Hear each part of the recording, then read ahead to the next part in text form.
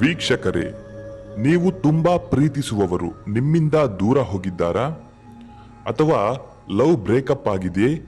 ಹಾಗಾದರೆ ಚಿಂತಿಸಬೇಡಿ ವೀಕ್ಷಕರೇ.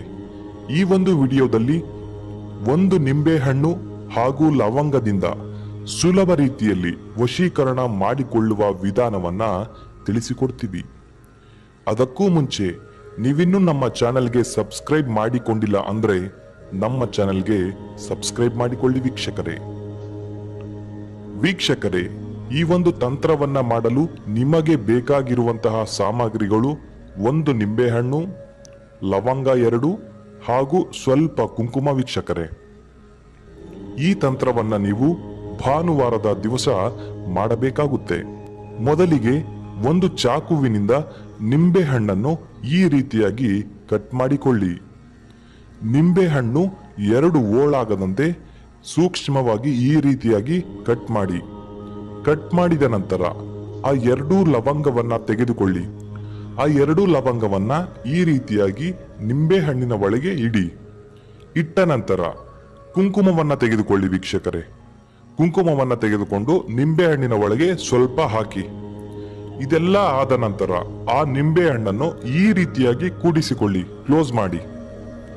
ನಿಂಬೆಹಣ್ಣನ್ನ ಕ್ಲೋಸ್ ಮಾಡಿದ ನಂತರ ಅದರ ಮೇಲೆ ಪೆನ್ನಿನ ಸಹಾಯದಿಂದ ನೀವು ಯಾರನ್ನ ವಶೀಕರಣ ಮಾಡಿಕೊಳ್ಳಬೇಕು ಅಂತ ಇದ್ದೀರಾ ಅವರ ಹೆಸರನ್ನ ಬರೆದುಕೊಳ್ಳಿ.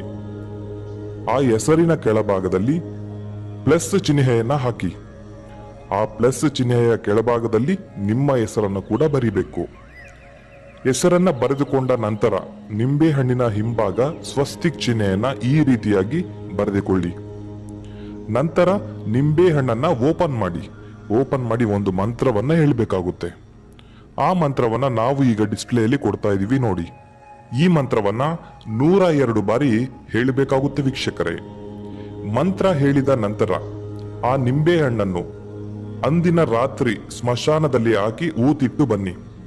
ಇಷ್ಟು ಮಾಡಿ ನೋಡಿ ವೀಕ್ಷಕರೇ. ಅತಿ ಶೀಘ್ರದಲ್ಲಿ ನಿಮಗೆ ಇಷ್ಟವಾದವರು ನಿಮ್ಮ ಜೊತೆ ಸೇರುತ್ತಾರೆ ಖಂಡಿತ.